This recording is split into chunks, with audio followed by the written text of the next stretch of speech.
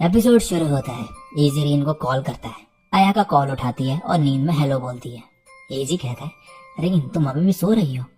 फिर ये बोलता है कि सारी मूवी टिकट्स बिक चुकी हैं, तो क्या तुम कोई और मूवी देखना चाहोगी? ये कहती है, एंजल ज्वेल। एजी फिर ये मूवी चेक करता है और बोलता है, रीन तुम्हें नहीं लगता तुम दिल से बच्ची हो?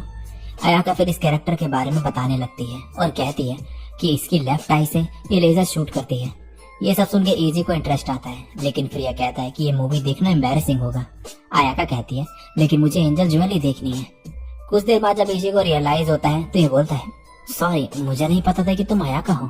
फिर ये पूछता है कि रीन कहाँ है, तो आयाका कहती है कि रीन सोई हुई है। एजी बोलता है, क्या तुम डिस्क्राइब कर सकती हो कि वो अभी कैसी लग रही है? आयाका कहती है, रीन के बाल सन की तरह लग रहे हैं, जैसे कि कोई बड़ा सा एक्सप्लोजन हुआ हो, और उसका पेट भी दिख रहा है। एजी शॉक्ड रह जाता है और बोलता है, मुझे देखना है, लेकिन फिर बोलता है उसे ढक दो वरना उसे ठंड लग जाएगी। आयाका पूछते कि क्या ये कहीं जाने वाले हैं, तो एजी हाँ बोलता है और इसे भी साथ चलने को कहता है। नेक्स्ट सीन में रीन एजी को ऐसे गुस्से में देखते हुए कहती है, तुमने मुझे ठुकराया था। पास्ट का सीन दिखाया जाता है जब एजी ने स्पॉइल्ड गर्ल और लिटिल डेविल को रिजेक्ट कर दिया था। प्रेजेंट में एजी कहता है, वो तो हम ऐसी मजाक में बोल रहे थे ना, मैंने तुम्हें रिजेक्ट नहीं किया। रीन कहती है, वो सब मेरा ही पार्ट है। एजी बोलता है कि ये बस बर्थडे के दिन इसे खुश करना चाहता था। रीन इसे फिर से गुस्से में देखती है और बोलती है, हर सुबह जब मैं वो ब्रेसलेट पहनती हूँ मैं खुद को स्माइल करने से रोक नहीं पाती। एजी कहता है, लेकिन तुम्हारे चेहरे से ऐसा लग नहीं रहा। रीन बोलती है, मैंने अभी तक हार नहीं मानी है, मैं अपनी एक्टिंग स्किल से तुम्हें नीचे ले जाऊंगी। एजी कहता है, कहाँ नीचे? अंडरवर्ल्ड में। फिर ये रीन को बताता है कि इसे समर्स में ड्राइविंग लाइसेंस मिल गया था, तो ये कहता है कि क्या तुम कभी शॉपिंग में चलना चाहोगी? रीन बोलती है, हाँ। एजी बोलता है, तुम डरावना चेहरा बना रही हो। नेक्स्ट सीन में एजी कहता है, तुम काफी अलग लग रही हो। रीन कहती है, क्या तुम जिसे पसंद करते हो उसका चेहरा ऑलरेडी भूल चुके हो? ये कहता है, क्या लिटिल डेविल है? क्या तुम पूरे दिन ऐसे ही रहने वाली हो? फिर ये ऐसे बिहेव करने को मना करता है क्योंकि ड्राइविंग के वक्त डिस्ट्रैक्शन होना डेंजरस हो सकता है। ये कहती है, मुझे बस तुम्हारे ये कूल बनना गायब होते हुए देखना है। एजी इसे सीट बेल्ट पहनते हुए कहता है, मैं तुम्हें अपना एम्बैरेसिंग सेल्फ जब चाहूँ तब दिखा दूंगा, लेकिन ड्राइविंग के वक्त नहीं। नेक्स्ट में ये मॉल में होते हैं। रीन कुछ कपड़े ट्राई करने जाती है। एजी कहता है, क्या तुम मुझे ऐसे अकेले छोड़ते जा रही हो? इसके जाने के बाद ये कहता है, लिटिल डेविल मुझे भी अपनी उंगली पे नचा रही है। अंदर से रीन इसे कहती है, तुम मेरे लिए अपने चॉइस के कुछ कपड़े ले आओ, मैं तुम्हारे लिए उन्हें पहनूंगी। एजी इमेजिन करते हुए बोलता है, सिस्टर रीन। रीन कहती है, क्या तुम चाहते हो कि मैं कॉस्प्ले करूं? फिर ये कहती है, मैंने चेंज कर लिया है।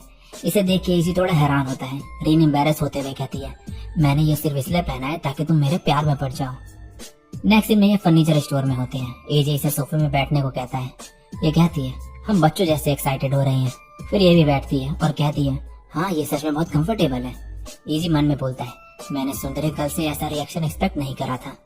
रीन कहती है, शायद हम कभी साथ में बैठ के ऐसे ड्रिंक करेंगे। एजी कंफ्यूजन में होता है। रीन कहती है, शायद ऐसे ऑनेस्ट बनना मेरे लिए वियर्ड हो रहा है, मुझे पता था मैं ऐसा नहीं कर पाऊंगी। फिर ये इसका हाथ पकड़ती है। एजी खुद को कंट्रोल करने की कोशिश करता है। ये कहती है, हमें यहाँ इतनी देर तक नहीं बैठना चाहिए। नेक्स्ट में ये समुद्र के किनारे होते हैं। एजी पानी की लहर से बचते हुए कहता है, अच्छा वो मैं भीगने से बच गया। रीन कहती है, अगर तुम भीगे तो मारे जाओगे। ये कहता है, क्या तुम मुझे कोई चैलेंज दे रही हो? फिर ये इसे पानी की तरफ ढकेलने लगता है। रीन इसे मना करती है। फिर ये दोनों हंसने लगते हैं। जब एजी को रियलाइज होता है तो ये बोलता है, मैं कुछ देर के लिए अपने इमोशंस में कंट्रोल खो बैठा था।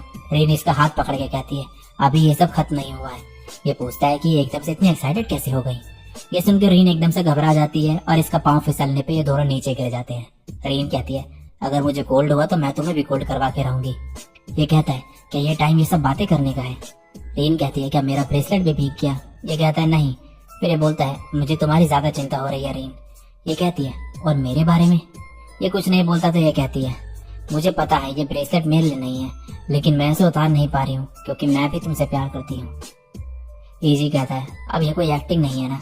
फिर ये कहता है, मैंने सोचा था कि तुम्हें रीन की तरह एक्सेप्ट करना सही रहेगा, लेकिन मैं गलत था। मैं तुमसे प्यार करता हूँ और तुम्हारे सारे कैरेक्टर से भी। रीन खुश हो जाती है और इसे हक कर लेती है। ये कहता है, तुम गीली हो रही हो।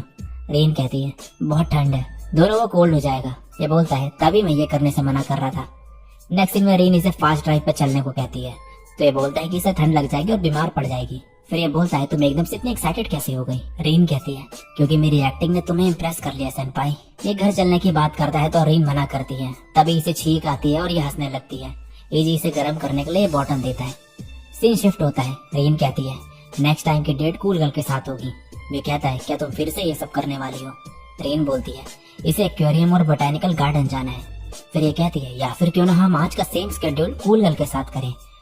आखिरकार वो हमें ज्वाइन नहीं कर पाई थी। इजी कहता है क्या मुझे अब हर कैरेक्टर के साथ ये सेम चीज करनी होगी? ये कहती है हमें 5 बार सेम मूवी देखनी पड़ेगी। इसे रियलाइज होता है कि सब कुछ ऐसा ही करना पड़ेगा।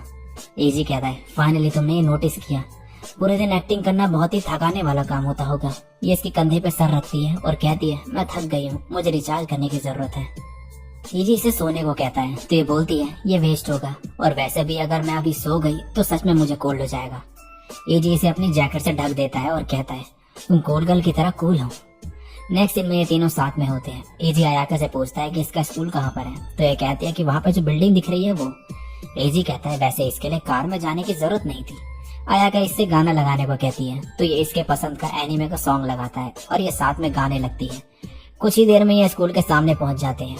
इजी कहता है हम पहुंच गए हैं, तो ये कहती है क्या मैं गाना खत्म होने तक रुक सकती हूँ? तो ये मान जाते हैं। आयाका रीन से भी गाने को कहती है। ये धीरे से गाती है तो इजी कहता है मुझे सुनाई नहीं दे रहा। रीन कहती है लेकिन सबके सामने मैं कैसे गाऊं? आयाका कहती है लेकिन घर पे तो तुम हमेशा गाती हो। रीन एम्बैरेस हो जाती है। आयाका फिर यहाँ से चले जाती है। इजी रीन से कहता है आई होप कि तुम किसी दिन मेरे लग गाओगी। ये कहती है तो फिर मैं प्रैक्टिस करूंगी। इजी कहता है क्यों ना हम कैरियोके चले और आज से ही प्रैक्टिस शुरू कर दे। रीन कहती है नहीं। नेक्स्ट दिन में लड़का बोलता है कि इसे एक शॉर्ट लव स्टोरी लिखनी है, पर इसके पास कोई स्टोरी का आइडिया नहीं है। प्रेसिडेंट कहता है क्यों ना हम क्लब मेंबर से आइडियाज मांगे। ये कहता है मैं डायरेक्टर बनने से पहले राइटर था, तो ये एम्बैरेसिंग होगा। इजी कहता है ओह तो ये इज्जत का सवाल है, मैं समझ गया। प्रेसिडेंट कहता है हमें उससे पूछना चाहिए जिसकी गर्लफ्रेंड हो। इजी कहता है हाँ ये सही रहेगा। इसके आगे या कुछ नहीं कहता, तो ये दोनों कहते हैं लेकिन ये इतना स्मार्ट नहीं लग रहा। प्रेसिडेंट फिर डायरेक्ट इसे रीन और इसकी स्टोरीज बताने को कहता है, पर ये सही से बता नहीं पाता, तो फिर ये इनसे रीन से पूछने को कहता है। ये इससे रीन को कॉल लगाने को कहता है, तो इजी बोलता है कि सू तुम पे क्या रीन का नंबर नहीं है? प्रेसिडेंट कहता है मेरे पास भी उसका नंबर है, तो ये बोलता है कि इसे लड़कियों के सामने शर्म आती है। नेक्स्ट सीन में रीन को इजी का कॉल आता है। ये शॉर्ट स्टोरी के बारे में इसे बताता है, तो ये हेल्प करने के लिए मान जाती है। और इसी के साथ ये एपिसोड यहीं पे एंड हो जाता है।